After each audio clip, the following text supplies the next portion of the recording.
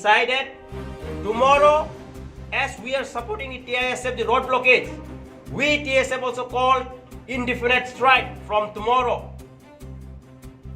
On behalf of TSF, আমরা কালকে থেকে indefinite strike we declared. There is a message to all the people of the state. I will appeal all the people to participate in the movement. Let it be of all community, all tribe, students. I will appeal you all, especially the public schools. I want you all to support at this movement. Students, parents,